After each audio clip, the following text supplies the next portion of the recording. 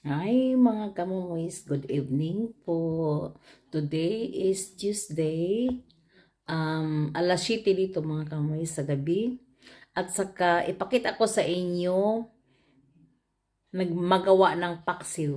Isda nga paksiw, yung mackerel fish na frozen, frozen mackerel fish mga kamumoys. Gidipros ko at saka ipakita ko sa inyo ang mukha sa mga fish. Gihiwa ko na siya. Already sliced. So, defrost on, lagyan ko ng asin paghugas. Na-defrost siya mga kamumoys. At saka maraming asin ang ano ko na dyan pag defrost at saka hinugasan ko. Ito ang kaldero na lagyan ko. Doon ko ipaksiw. At ito ang mga sangkap ingredients na ilagay ko doon. So, ang isda mga kamoys, I will put there in the caldero. And then, add the sibuyas bombay and the garlics. That is garlics na mix yun siya mga kamoys. Garlics. At saka lagyan ng suka. Ito, vinegar.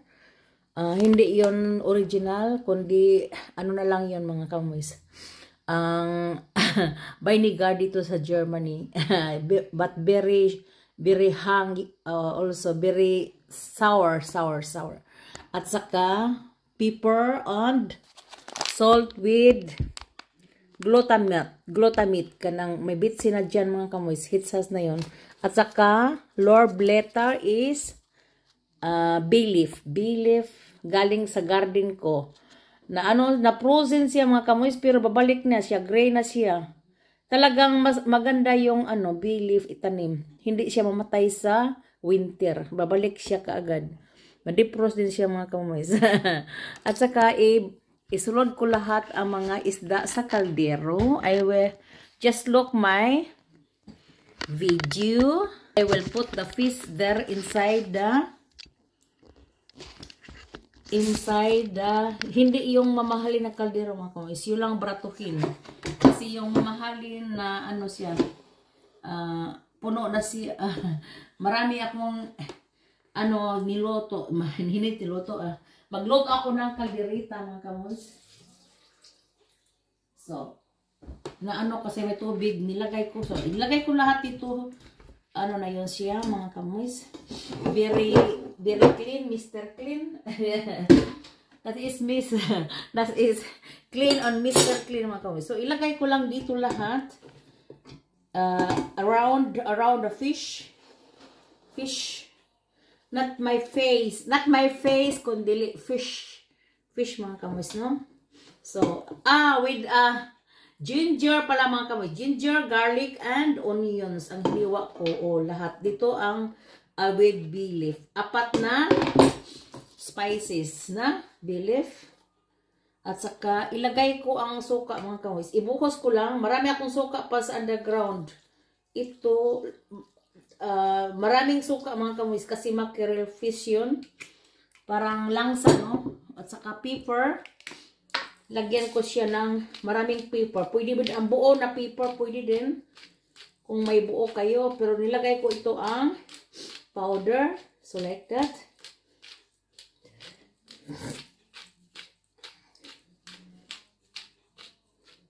So marami mga kamuis. At saka itong salt with glutamate. With bitsin na mga kamuis. Hindi na ako mag-extra pa ng ibang asin. Mura lang yun dito sa amin. At saka, konting tubig lang mga kamuis kasi very sour yung mga kamuis. Very sour ang suka namin dito sa labas. Lagyan ko siya ng 1 basong tubig. At saka, pag maluto na yun siya mga kamumoys at saka wala ng tubig, pwede lagyan ng konting oil. Pag maluto na siya. Pero hindi pa siya naluto. At saka ko mga kamumoys doon sa... So ito na ang mukha niya. Tingnan niyo ang mga spices. Ko na lahat. Ito. Kung tingnan no. Bountiful. So isda, mackerel, slice, hinugasan lahat.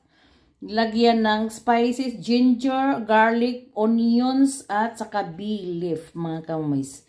And pagkatapos, yung vinegar.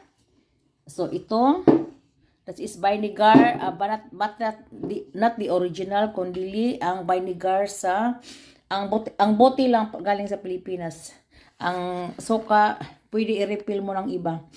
Basta importante sour. Ito ang pepper, nilagyan ko na. At ito ang salt na may bitsin, mga kamoys. Dito sa labas, parang sa atin ano pa yun, magic sarap. Pero hindi yun magic sarap, iba. So mga kamoys, I will put there in the dingins.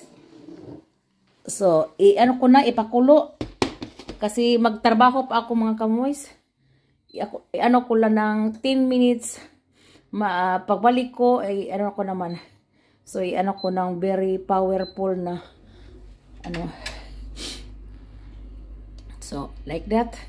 Nilagay ko sa 14 para madali siya mubukal. At saka, hinaan ko siya ng 10 mamaya. So, ito na mga kamoys. Mag-wait lang ako mubukal. Basta, ano ko lang ng 10 minutes cooking. Pagkatapos, i-off ko kasi mag-work pa ako, mga kamoys. Na-late ako ngayon mag-work kasi late ako mata. Okay mga kamoys. Mag-work ako ng 5 hours. So, uwi ako mga alas 2, siguro alauna. So, mga kamoys. At saka, we will cook. One is the cook. We will cook and we will see how many minutes cook na. Pagbubukal ba kukulo, tingnan na itong how many minutes magkulo after the 14 ang ilagay ko muna.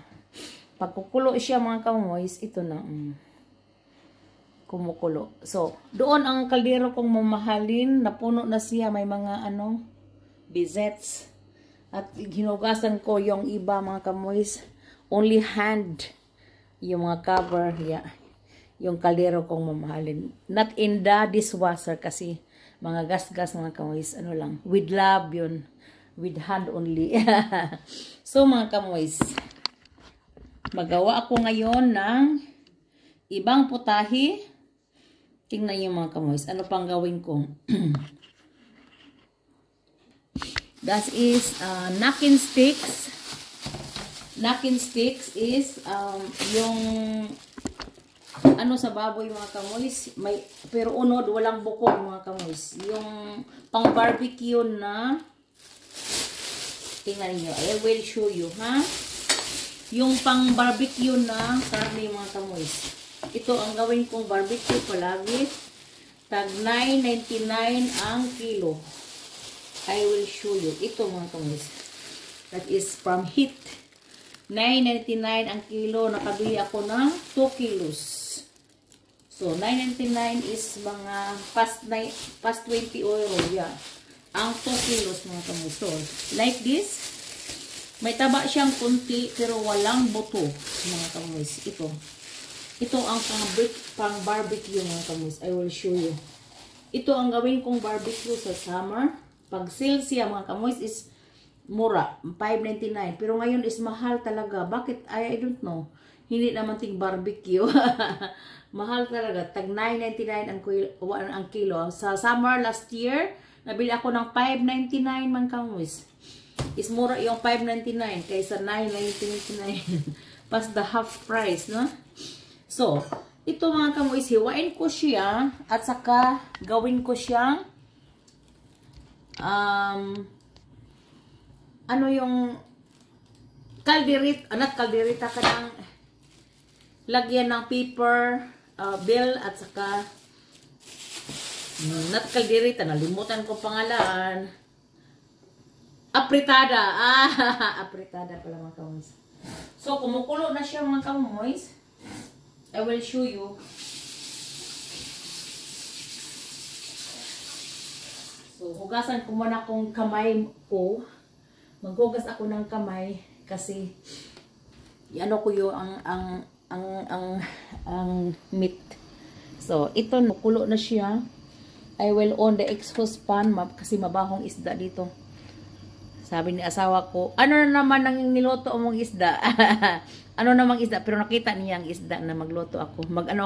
Sindi ako ng kandila ngayon para hindi mabaho dito mga kamuis. Tingnan mga kamuis, kukulo na siya. At saka pahinaan ko ng 10. Ito. Oh, ito na ang paksiw ko mga kamuis. Ano lang siya? Mga 1 hour siguro lutuin yun. Pero hindi ako makawait, magtrabaho ako, magpunta na ako sa trabahoan ngayon. At saka ano ko lang ng 10 minutes cooking and later when I come home, I will luto naman after lutuin ko. Basta hanggang mahubas na yung tubig niya mga kamuis. After, lagyan mo ng kunting oil. Not 1 bottle, kundi mga ano lang. 2 tablespoon or 3. Para pa ano lang siya. May fats naman yun, pero sabi nila, mas masarap daw kung may kunting fats, may oil ba. Ito na mga kamuis, ang mukha sa paksiw. So, I will cover again, kasi tina siya mga kamuis. Mahina na. At magsindi ako ng kandila para hindi mabaho dito mga kamuis. So, okay. Ito ang gawin kong apritada pala mga kamuis. Hiwain ko yun at saka mamaya pagbalik ko, lutuin ko siya mga kamuis. I-marinate ko lang siya ng soy sauce, pepper and salt. Ito naman, pepper and salt at saka garlic and saka yung bay leaf. I-marinate ko muna. I-marinate ko at saka mamaya na lutuin. Hiwain ko, hugasan, hiwain. At saka ilagay sa malaking kaldero. Sa mamahalin kong kaldero. Doon ko siya lutuin mga kamuis. I will try na ang kalahati lang ang Ang kalahati i-press ko naman. I-presser. Kasi malaki yung mga kamuis, 2 kilos. So, 1/2 kilo lang ang gawin ko. So, mga kamumoys, ito lang. And see you later, alligator.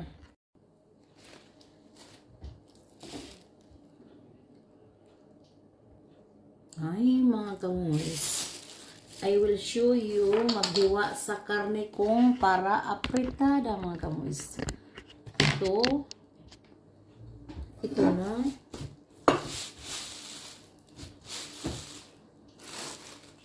Kasi lutuin ko siya mamaya pagbalik ko mga kamuis. So like that only.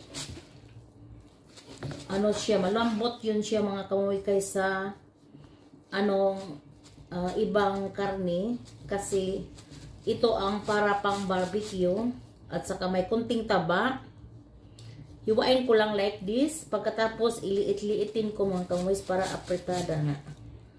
So, parang nilapad mga kamuis. Ano ang apritada? Nilapad or parang square? Maglingkod lang ako mga kamuis like that. Upo lang ako mga kamuis. Hello po. Upo lang muna si Lola. Si Lola maghiwa. Maghiwa mga kamuis. Maghiwa. Para ang barikos, kasi mahal ang barikos mga kamuis. Mahal ang barikos, that's why I will sit.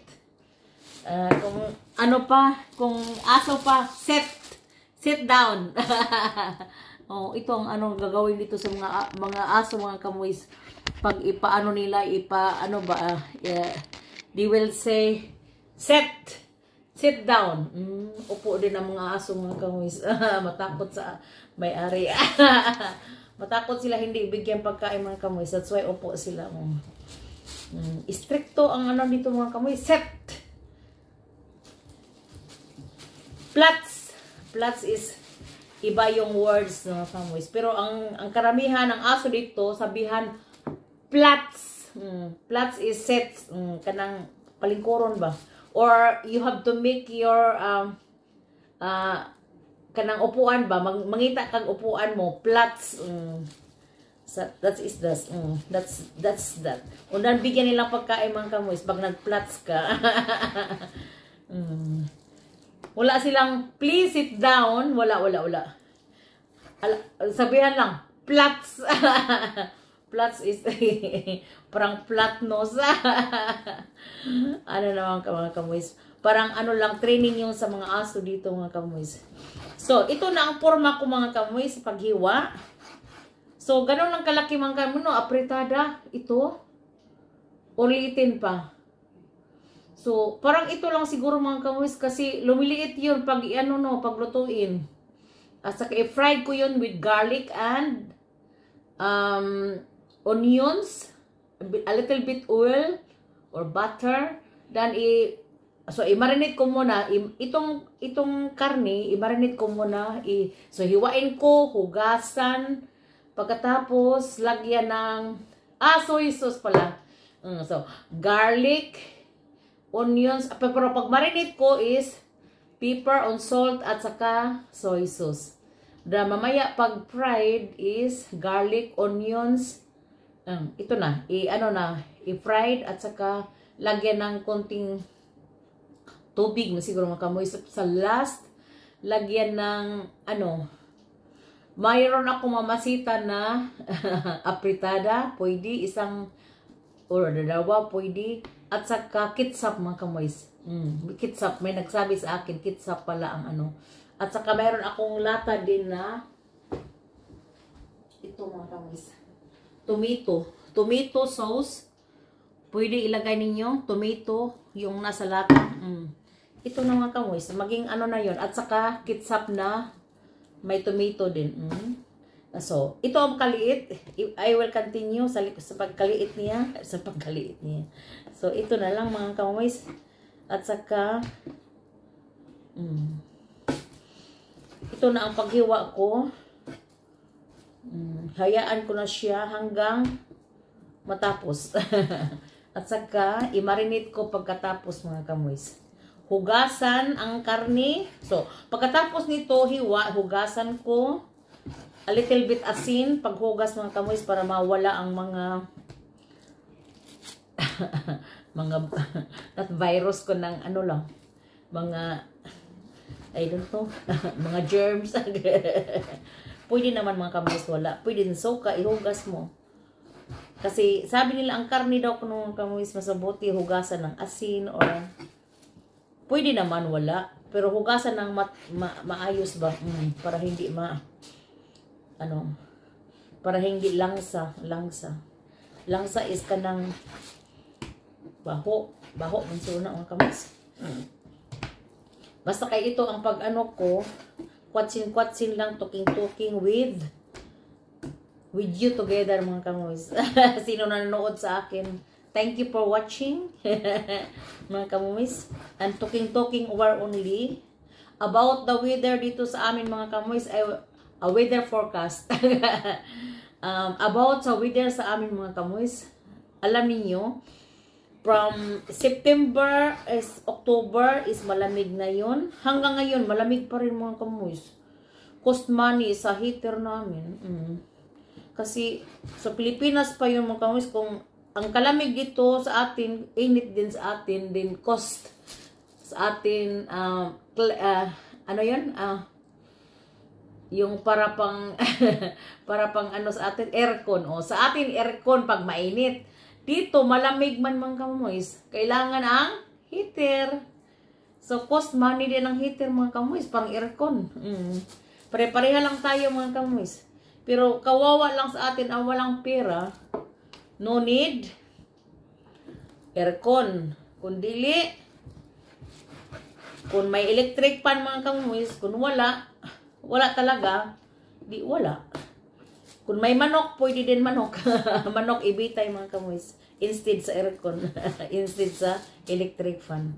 Sa bundok namin mga kamoys, may electric fan. Pero yung wala mga kamoys, wala din.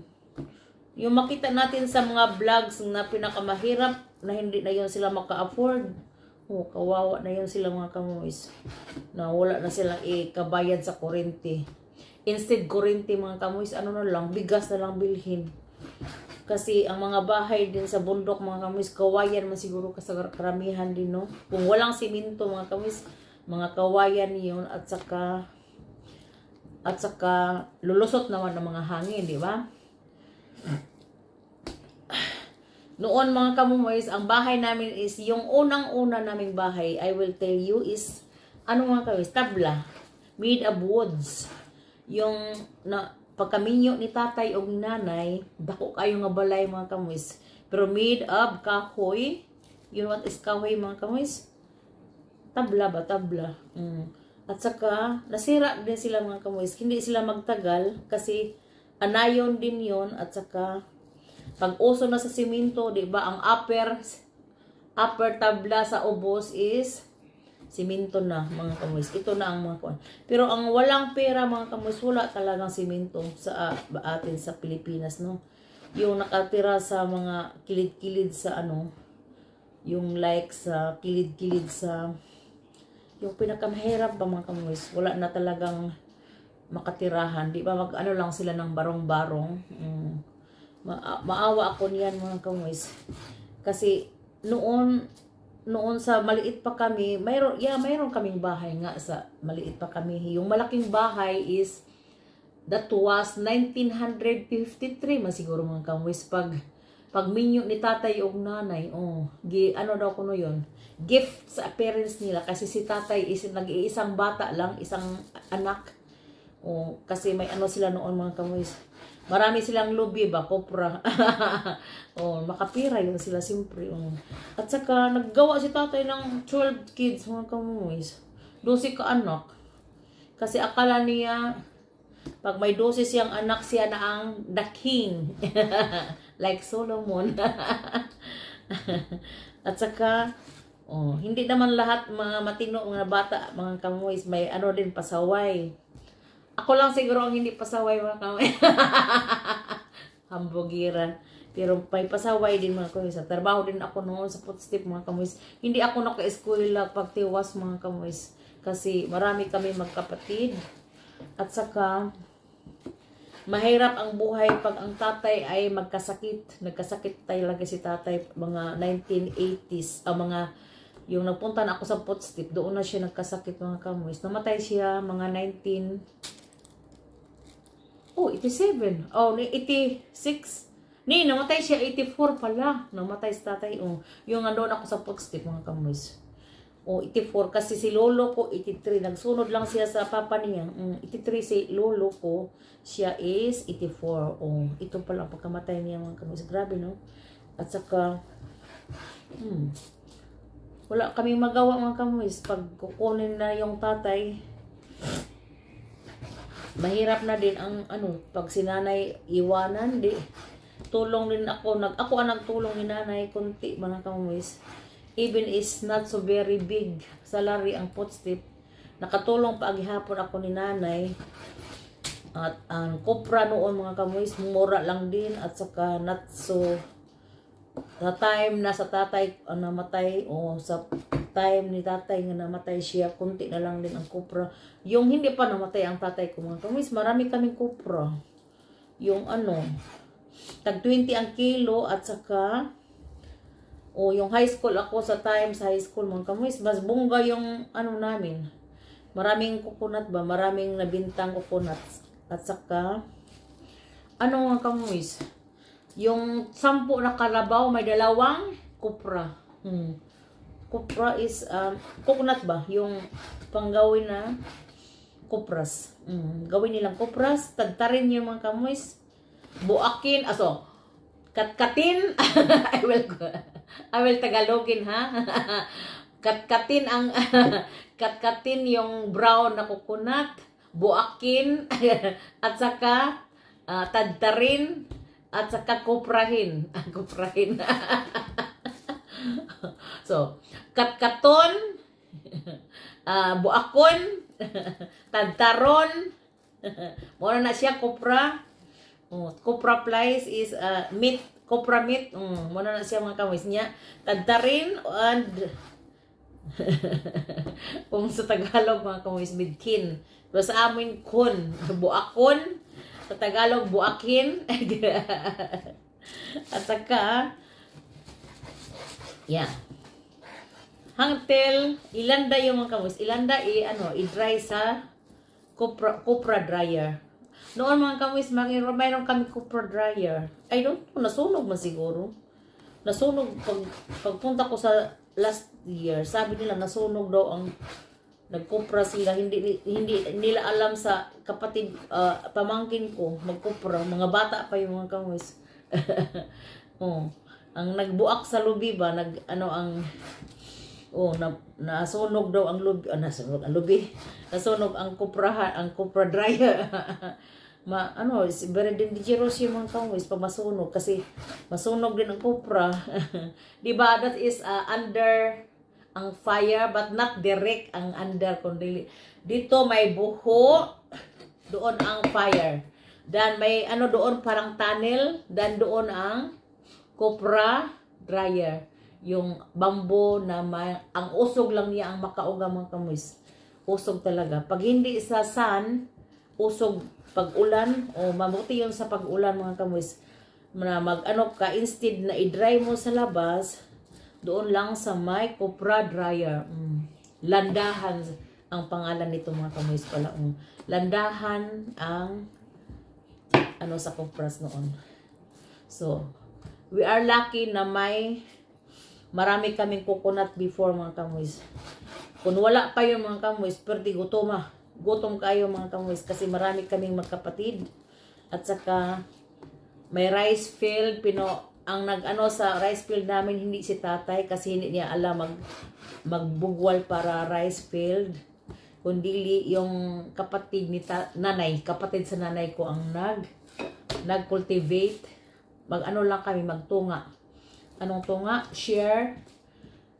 For example, nagbili din kami ng fertilizer. Magbili din sila dan siya ang nagbugual, kami ang mag-help din magtanim sa rice not rice terraces kundi flowering fields yung mga kamoys. May tubig at saka nabinta yun ni nanay kasi may kapatid namin na ngailangan noon. At saka nabinta yung rice field mga kamoys. Yun ang mga kamoys, how much ang presyo noon? Yun? 4 or 5 rice field. Mura lang noon mga kamoys. Wala abot of 50. Sayang talaga. Ngayon is, ibinta na daw 200 plus. Grabe no?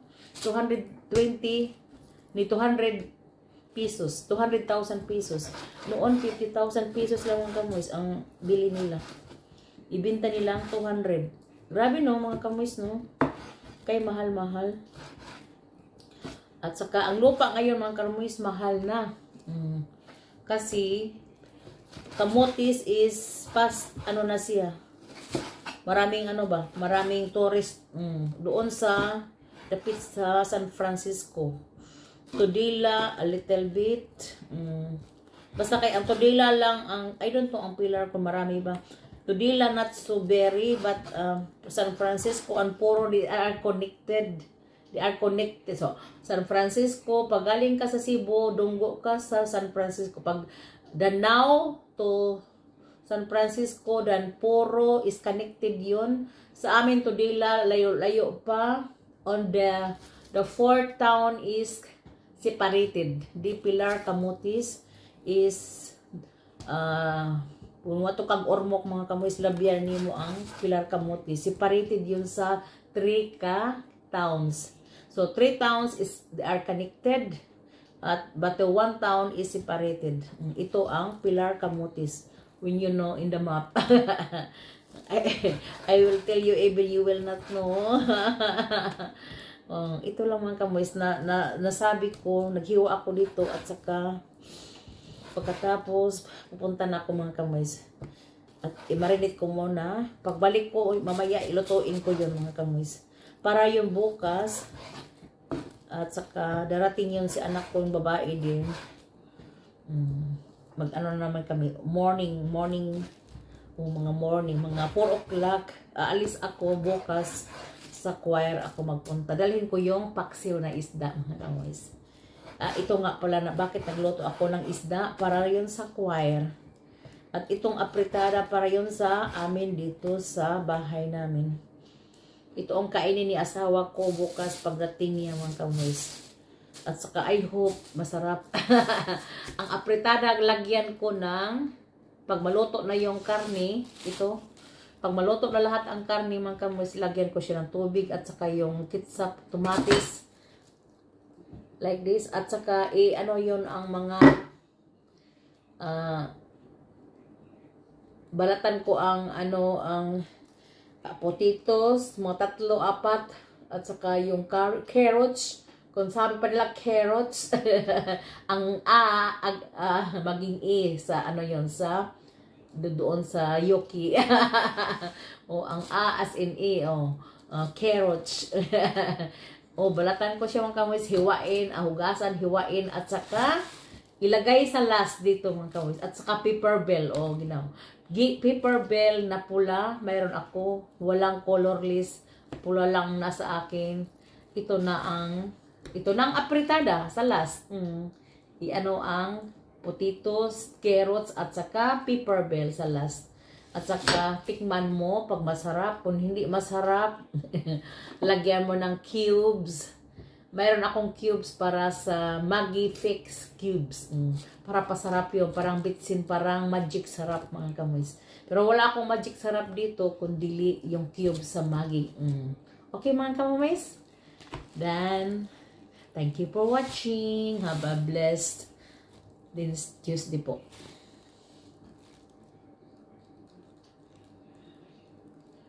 Thank you po.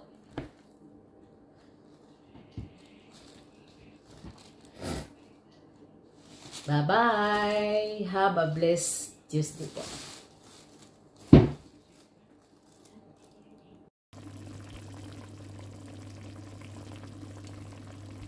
Hi mga kamoys, good afternoon po. Dito is 1:30, 1:45. 1:40 pala mga kamoys. In the afternoon. At saka nakagawa ako ng mackerel fish yesterday evening. At giinit ko siya again today kasi kakain ako mga kamoys. I will show you my mackerel fish. Kumusta na kayong lahat mga kamoys? Ako parang wala ng time mga kamoys. Kasi sakit ang lukunan ko kagabi mga kamoys. Dito ba sa likod sa puwit ko, yung under sa puwit ko dito.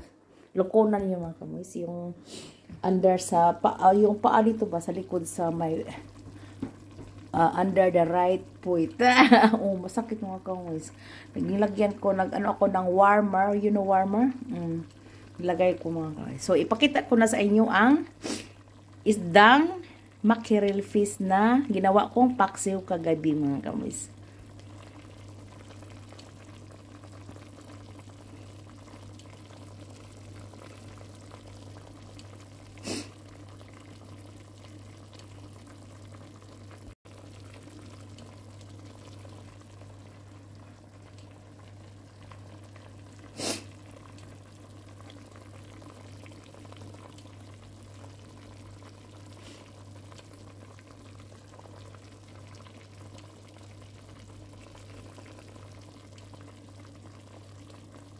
This is paksiw mackerel fish.